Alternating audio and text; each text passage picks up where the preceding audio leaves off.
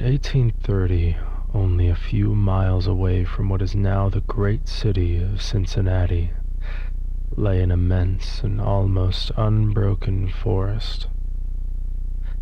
The whole region was sparsely settled by people of the frontier, restless souls who no sooner had hewn fairly habitable homes out of the wilderness and attained to that degree of prosperity which today we should call indigence, than impelled by some mysterious impulse of their nature, they abandoned all and pushed farther westward, to encounter new perils and privations in the effort to regain the meager comforts which they had voluntarily renounced.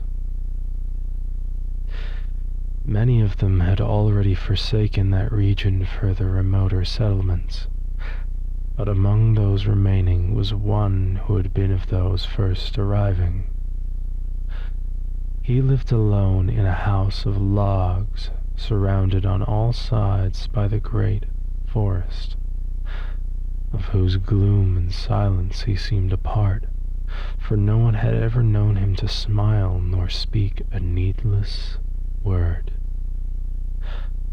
His simple wants were supplied by the sale or barter of skins of wild animals in the river town, for not a thing did he grow upon the land which, if needful, he might have claimed by right of undisturbed possession. There were evidences of improvement. A few acres of ground immediately about the house had once been cleared of its trees, the decayed stumps of which were half concealed by the new growth that had been suffered to repair the ravage wrought by the axe. Apparently the man's zeal for agriculture had burned with a failing flame, expiring in penitential ashes. The little log house, with its chimney of sticks, its roof of warping clapboards weighted with traversing poles, and its chinking of clay, had a single door and, directly opposite, a window. The latter, however, was boarded up. Nobody could remember a time when it was not, and none knew why it was so closed. Certainly not because of the occupant's dislike of light and air, for on those rare occasions when a hunter had passed that lonely spot, the recluse had commonly been seen sunning himself on his doorstep, if heaven had provided sunshine for his need.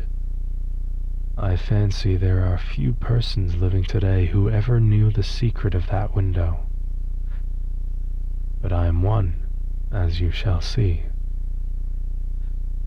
The man's name was said to be Murlock. He was apparently 70 years old, actually about 50. Something besides years had had a hand in his aging. His hair and long, full beard were white, his gray, lusterless eyes sunken, his face singularly seamed with wrinkles which appeared to belong to two intersecting systems. In figure he was tall and spare, with a stoop of the shoulders, a burden-bearer. I never saw him. These particulars I learned from my grandfather, from whom also I got the man's story when I was a lad. He had known him when living nearby in that early day. One day Murlock was found in his cabin, dead. It was not a time and place for coroners and newspapers, and I suppose it was agreed that he had died from natural causes, or I should have been told, and should remember. I only know that with what was probably a sense of fitness of things, the body was buried near the cabin, alongside the grave of his wife, who had preceded him by so many years that local tradition had retained hardly a hint of her existence. That closes the final chapter of this true story. accepting, indeed, the circumstance that many years afterward, in company with an equally intrepid spirit, I penetrated to the place and ventured near enough to the ruined cabin to throw a stone against it, and ran away to avoid the ghost which every well-informed boy thereabout knew haunted the spot. But there is an earlier chapter, that supplied by my grandfather. When Murlock built his cabin and began laying sturdily about with his axe to hew out a farm, the rifle, meanwhile, his means of support, he was young, strong, and full of hope. In that eastern country whence he came he had married, as was the fashion. A young woman and always worthy of his honest devotion, who shared the dangers and privations of his lot with a willing spirit and light heart. There is no known record of her name. Of her charms of mind and person tradition is silent, and the doubter is at liberty to entertain his doubt. But God forbid that I should share it. Of their affection and happiness there is abundant assurance in every added day of the man's widowed life. For what but the magnetism of a blessed memory could have chained that venturesome spirit to a lot like that? One day Murlock returned from gunning in a distant part of the forest to find his wife prostrate with fever and delirious. There was no physician within miles, no neighbor, nor was she in a condition to be left to summon help. So he set about the task of nursing her back to health. But at the end of the third day she fell into unconsciousness and so passed away, apparently, with never a gleam of returning reason. From what we know of a nature like this, we may venture to sketch in some of the details of the outline picture drawn by my grandfather. When convinced that she was dead, Murlock had sense enough to remember that the dead must be prepared for burial. In performance of this sacred duty, he blundered now and again, did certain things incorrectly, and others which he did correctly were done over and over. His occasional failures to accomplish some simple and ordinary act filled him with astonishment, like that of a drunken man who wonders at the suspension of familiar natural laws. He was surprised, too, that he did not weep, surprised and a little ashamed. Surely it is unkind not to weep for the dead. "Tomorrow," he said aloud, "I shall have to make the coffin and dig the grave, and then I shall miss her when she is no longer in sight. But now, she is dead, of course, but it is all right. It must be all right somehow. Things cannot be so bad as they seem." He stood over the body in the fading light, adjusting the hair and putting the finishing touches to the simple toilet, doing all mechanically, with soulless care. And still through his consciousness ran an under-sense of conviction that all was right, that he should have her again as before, and everything explained. He had no experience in grief. His capacity had not been enlarged by use.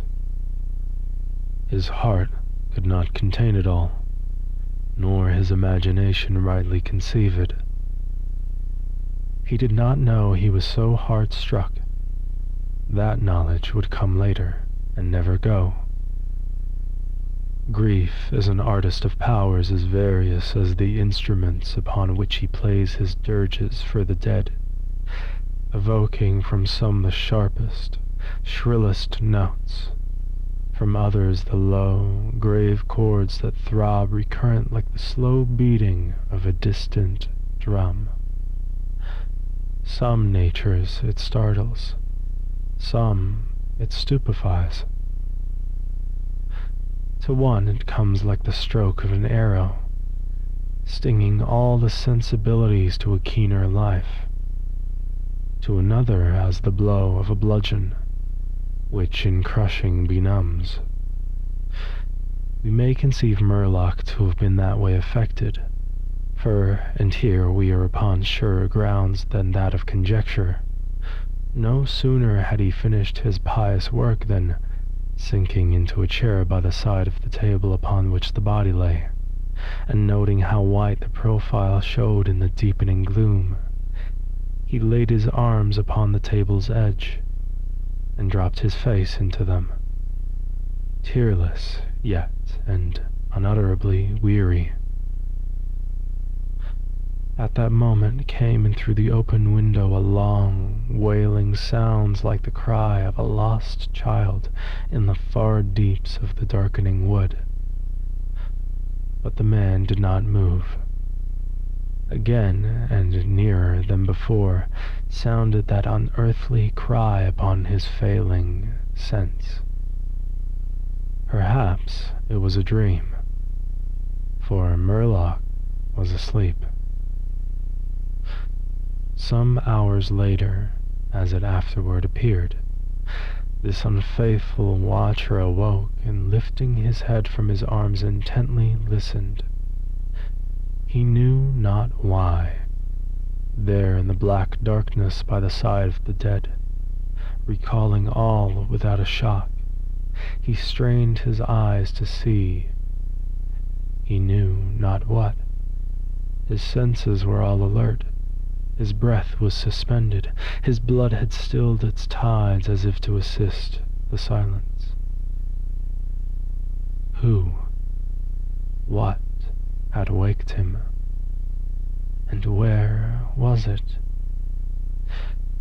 Suddenly the table shook beneath his arms, and at the same moment he heard, or fancied that he heard, a light, soft step. Another. Sounds as of bare feet upon the floor. He was terrified beyond the power to cry out or move. Perforce he waited there in the darkness through seeming centuries of such dread as one may know, yet live to tell. He tried vainly to speak the dead woman's name, vainly to stretch forth his hand across the table to learn if she were there. His throat was powerless. His arms and hands were like lead. Then occurred something most frightful. Some heavy body seemed hurled against the table with an impetus that pushed it against his breast so sharply as nearly to overthrow him. And at the same instant he heard and felt the fall of something upon the floor with so violent a thump that the whole house was shaken by the impact. A scuffling ensued, and a confusion of sounds impossible to describe. Murlock had arisen to his feet. Fear had by excess forfeited control of his faculties. He flung his hands upon the table. Nothing was there. There is a point at which terror may turn to madness, and madness incites to action, with no definite intent, from no motive but the wayward impulse of a madman. Murlock sprang to the wall, with a little groping seized his loaded rifle, and without aim discharged it. By the flash which lit up the room with a vivid illumination, he saw an enormous panther dragging the dead woman toward the window, its teeth fixed in her throat. Then there were darkness blacker than before, and silence. and when he returned to consciousness, the sun was high, and the wood vocal with songs of birds. The body lay near the window, where the beast had left it when frightened away by the flash and report of the rifle. The clothing was deranged, the long hair in disorder, the limbs lay anyhow. From the throat, dreadfully lacerated, had issued a pool of blood not yet entirely coagulated. The ribbon with which he had bound the wrists was broken. The hands were tightly clenched. Between the teeth was a fragment of the animal's ear.